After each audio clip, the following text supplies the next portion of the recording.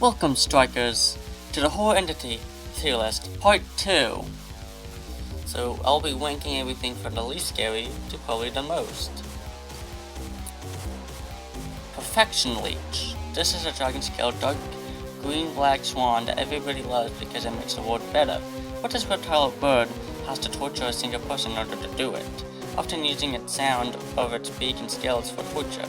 Witnesses and friends have said it's like a fruit, as even though the seed grew it, the seed is wasted and ignored. Just like how everybody is swaying to the sun, getting brighter, and the boy laying down in pain.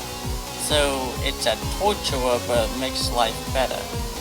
So it's bad if I'm the victim, but if I'm not the victim, it is actually like I guess a masterpiece, unless I care for the person being tortured. I'd say it's unsettling given my odds. Interdimensional Zombies. These are zombies that travel through universes and chase humans, but you don't ever attack them.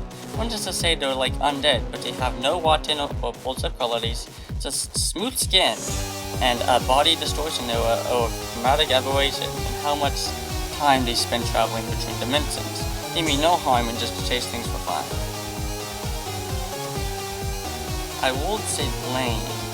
Maybe it's bowling? Nah, you know what, lame. Last Hope. This is an abstract idea of an entity with no appearance but a shining godlike spotlight.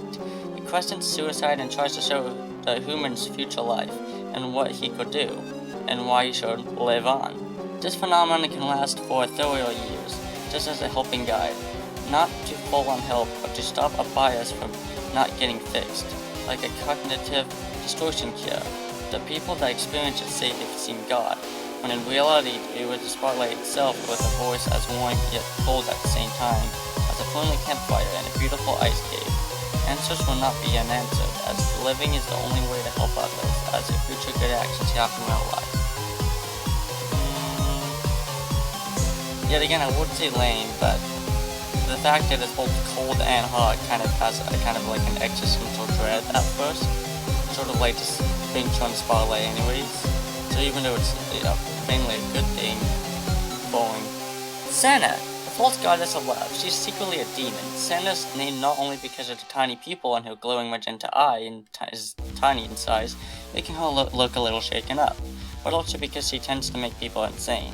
When she visits, only brings oblivious destruction. The love is so strong that people no longer know if they're dreaming or not, causing them to either go insane or kill themselves. She frequently uses the word honey bun, which some speculate could be compared to a visible eye. As bright as one could be how she does it. Disturbing, nightmare-inducing. The Kackle. The Kackle is a malicious and intelligent reptilian creature with a brain that surpasses all humans. His insane intelligence allows him to attract and hunt multiple prey at once, having incredible spatial and strategic intelligence so he can do any action right on the spot for multiple targets. He only targets those that either have done bad or is having nostalgia. The Kackle not only senses it, but hates the meaning of it, thinking nostalgia as a weakness instead of a fond memory. He lives in Ohio. Did not need the Ohio part, but I'd say... yeah, I guess it's scarier.